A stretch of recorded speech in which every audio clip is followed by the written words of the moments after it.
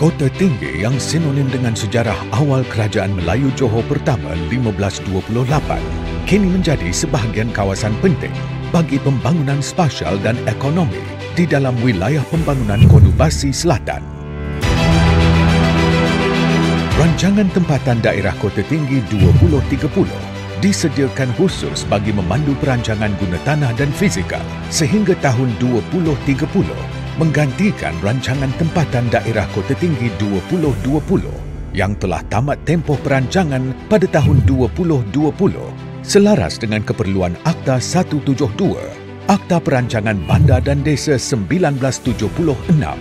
Arti ini akan digunapakai khususnya oleh dua pihak berkuasa tempatan, PBT iaitu Majlis Daerah Kota Tinggi, MDKT dan Majlis Perbandaran Pengerang, MPP. Rancangan tempatan ini telah mengenal pasti kekuatan dan potensi daerah Kota Tinggi.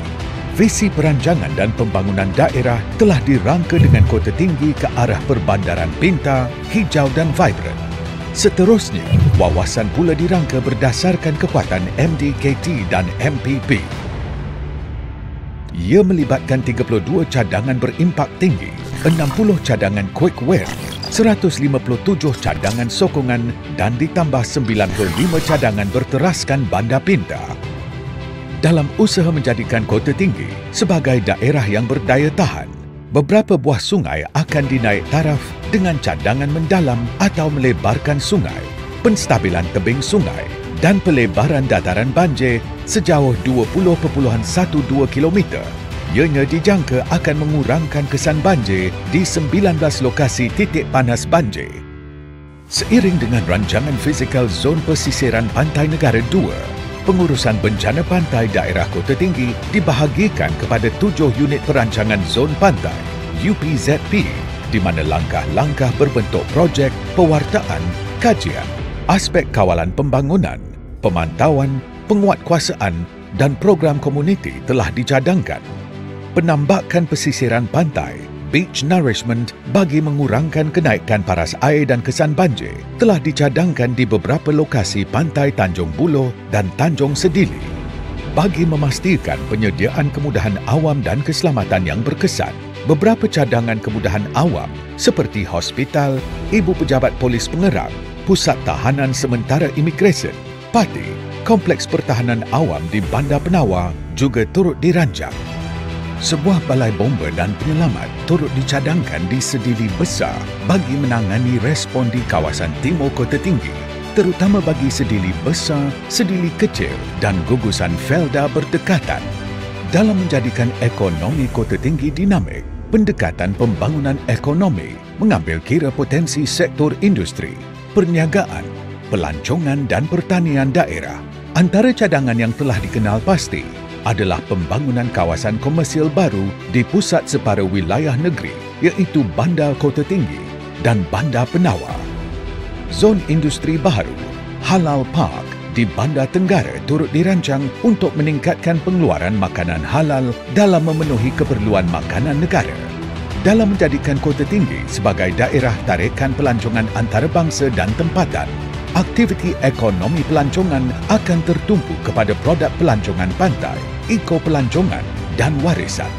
Pantai Desaru telah dirancang sebagai produk pelancongan pantai dan marin di mana Desaru Coast pula dicadangkan sebagai anchor product iaitu pemangkin pelancongan pantai daerah. Manakala bagi memelihara warisan sejarah Kesultanan Melayu Johor, cadangan menambah baik laluan kembara wangsa di bawah pembangunan jelajah jejak Johor turut dirangka. Ini akan mempromosi warisan sejarah dan eko-pelancongan di sepanjang Sungai Johor. Kekayaan sumber ekologi Sungai Johor juga turut diketengahkan melalui pemeliharaan lanskap Sungai Johor untuk konservasi kelip-kelip. Manakala Taman Wilayah Gunung Panti seluas 100 hektar mengandungi kompleks dan menara tinjau bagi kemudahan pengunjung dan penyelidik turut dicadangkan. Ini sekaligus meningkatkan usaha konservasi hutan dan habitat semula jadi daerah dan mempromosi sanktuari gajah dan suaka burung panti Kota Tinggi. Bagi pemantapan ekonomi pertanian dan penternakan, beberapa cadangan penyediaan sumber makanan secara bersepadu turut dirancang. Antaranya, mempertingkatkan dan membangunkan Taman Agroteknologi Bersepadu di Biodesaru serta cadangan zon tanaman herba dan rempah ratus di Biodesaru, Sungai Lebak, Kampung Sungai Redang, Lok Heng Timur dan Felda Sungai Layau.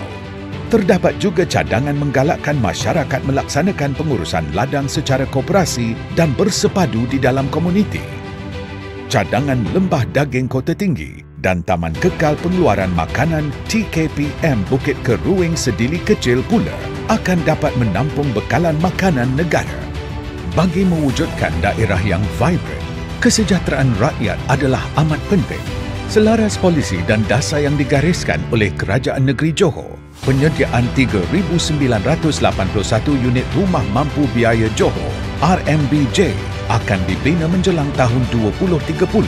Cadangan menubuhkan pusat keusahawanan di kawasan Kampung Indon, iaitu pusat keusahawanan utama dan mini, akan dapat memberi manfaat kepada komuniti. MDKT dirancang untuk dinaik taraf kepada majlis perbandaran yang maju dan kompetitif bagi menyokong dan memberikan perkhidmatan kepada pelanggan dengan lebih cekap, seterusnya memperkukuhkan sumber pendapatan. Selaras hasrat negara menjadi negara neutral karbon menjelang tahun 2050, salah satu cadangan yang dirangka adalah untuk mewujudkan pembangunan berkonsepkan Public Transport Oriented Development (PTOD) yang mengoptimumkan penggunaan spesial. Selain itu, alternatif pengangkutan perkhidmatan teksi air sejauh 70 km dari hentian jeti Kampung Makam hingga ke Kompleks Jeti Penumpang dan Marina Awam Tanjung Pengelih turut dicadangkan. Cadangan memendekkan masa perjalanan juga dirangka di dalam daerah.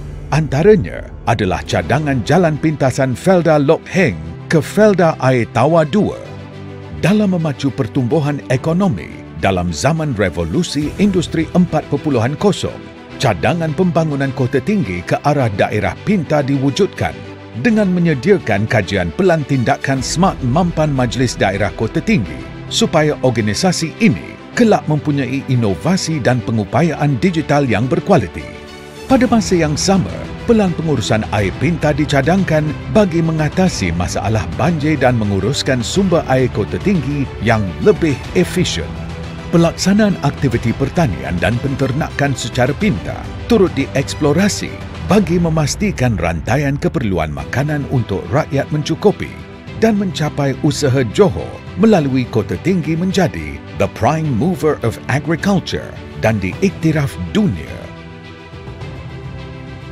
Cadangan menjadikan MDKT dan MPP sebagai smart governance turut ditekankan dengan memperkukuh sistem perkongsian data melalui sistem aplikasi Urban Observatory yang berfungsi sebagai pusat data maklumat perbandaran dan desa berasaskan teknologi maklumat. Ini dapat membantu memudahkan proses pemantauan kemampanan dan pengurusan bandar. Bermula 14 November sehingga 15 Disember 2021, semua pihak dijemput untuk memberikan pandangan, idea, maklum balas dan penambahbaikan ke atas draft rancangan tempatan daerah Kota Tinggi 2030 penggantian.